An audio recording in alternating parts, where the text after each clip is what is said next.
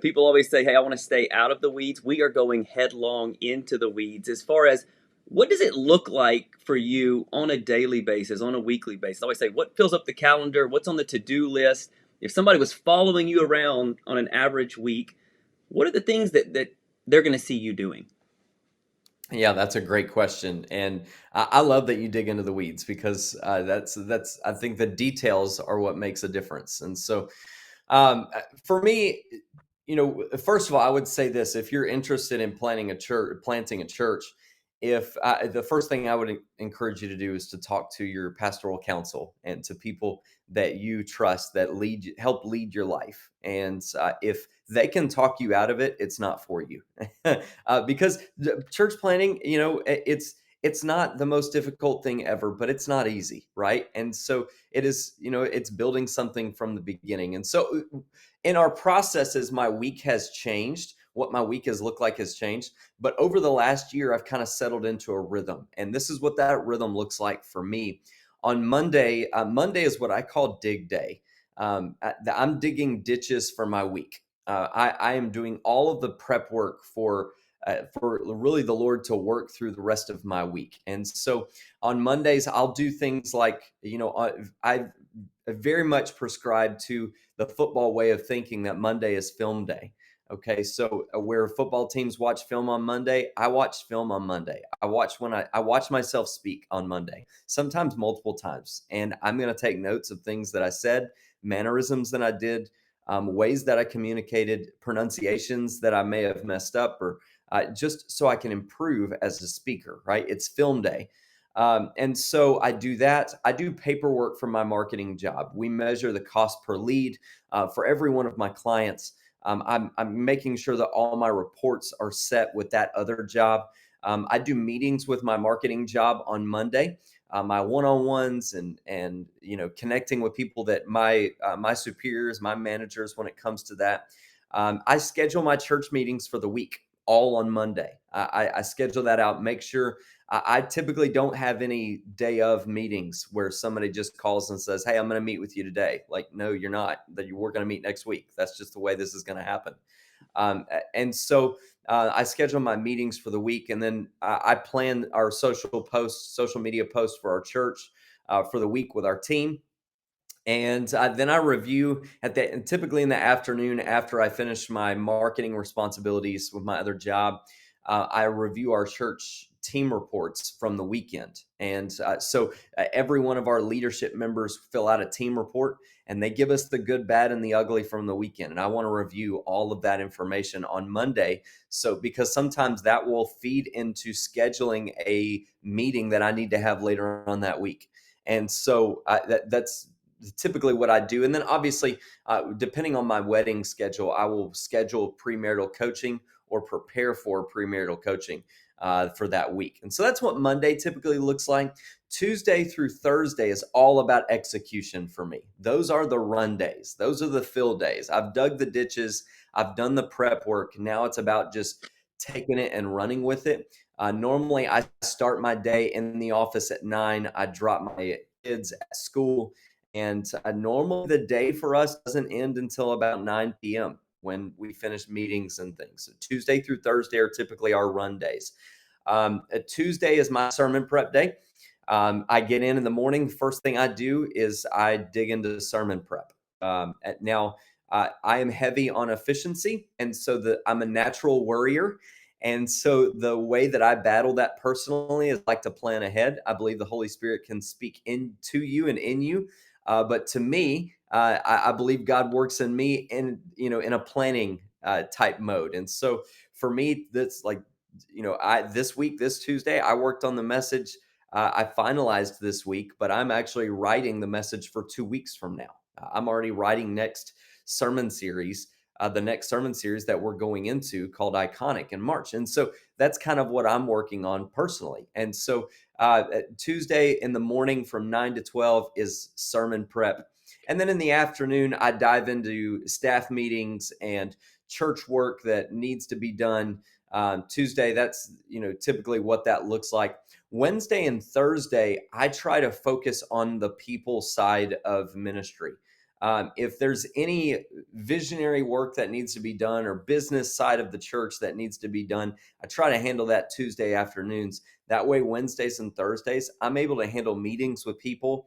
If I'm giving pastoral coaching, if I'm meeting people for lunch, or if I'm doing things like this or coaching church planters, I'm going to do that on Wednesdays and Thursdays. Typically, that's the most efficient days for me to do that.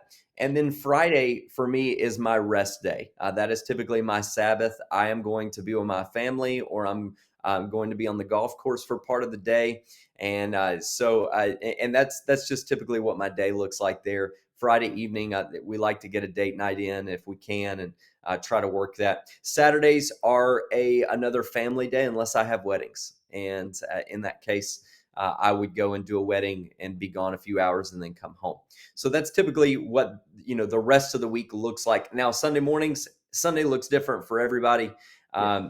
For me, we do two services currently. We're about to launch a third, but I typically get to the church about 7 a.m. ish. I sit in sound check regardless if I'm playing in the worship team or not. I sit in sound check. I get my mind right. I go to all the huddles. And then I go to the parking lot where I connect with people. That's kind of my pre-service and post-service spot. I go to the parking lot. After church on Sunday is a time of silence for me. I don't schedule meetings.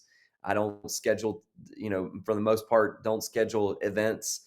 I literally go home for the most part and do nothing. It is the time where I just honestly, I'm the least effective as a leader at that point. Like I'm just vegging and watching sports and playing Legos with my kids, and maybe playing Mario Kart with my 8-year-old. Like I'm literally doing nothing on Sunday afternoons intentionally, just to kind of get my mind right and disconnect from all the things work, because Monday is dig day again. Yeah. Awesome. I love how you have those things categorized. And also this theme from some of the conversations of this watching film. It's just like kind of popping up of whether it's somebody who's in worship, and then you talking about that even from you as your messages. That's really interesting to me to see to hear that coming up as kind of a common idea. So I want to ask you just to dig a couple places here. So for you so it sounds like on Monday, when you say dig day, I mean it's you're scheduling, you're planning. I mean that's where all of that stuff for you personally and also for the church, is that all kind of happening that day on Monday? All of that is happening that day. If I'm scheduling, if I feel like the Lord has put somebody on my heart, I'm going to reach out to him and say, hey, let's meet for lunch this week or next week, and let's put it on the calendar. And you go ahead and get all of my meetings scheduled. Do it on Monday. That way I don't have any kind of surprise meetings. And honestly, I don't leave margin for surprise meetings. Yeah. If there's margin left in my schedule, I go home. Yeah. The schedule is so busy. Last night I was in meetings until 9:30. So if I have extra margin, I'm gonna go check my kids out of school and take them to Chick-fil-A and spend time with them. Gotcha. Excellent. So let me just ask this question because this is one I feel like in a ministry people can be some of the worst. For you, as far as building that discipline and building that expectation that you're not going to be able to meet with me at 2:30 today, like that's just not going to happen. Over time, how have people responded? I mean, do they feel like you're unavailable? They feel like they can't get in touch with me. What's been your experience over time? Yeah, so I think communication is key, and we communicate to our church very often that I'm bivocational. I do another job.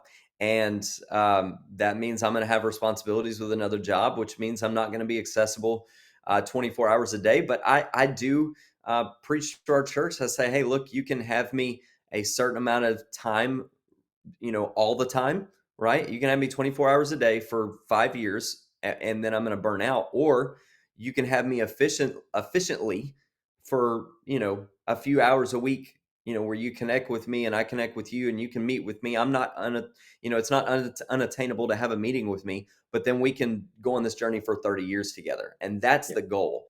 That's what I try to tell my team as well. I don't need them taking phone calls. I don't take phone calls after 9 p.m. Like I don't, at really 8 p.m. I plug my phone up and my phone stays in my kitchen. This is not in my notes, but my phone Yeah. stays in my kitchen here.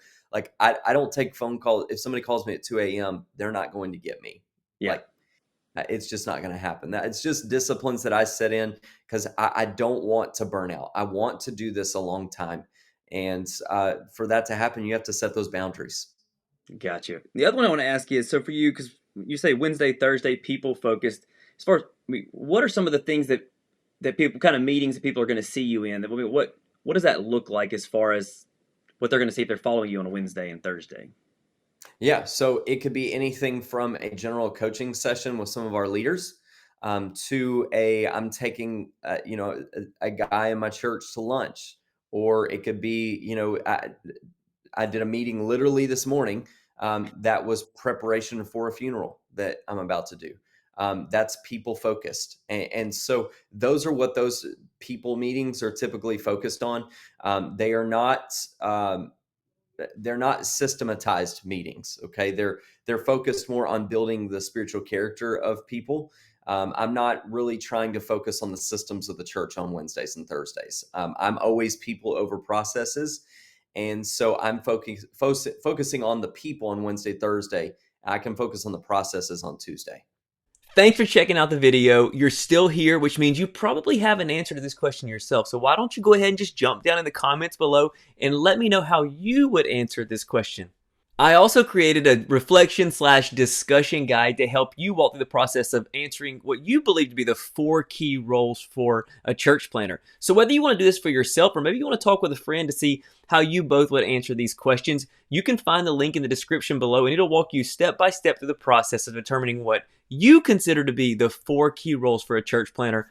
Hope it's a blessing. Definitely go and check it out.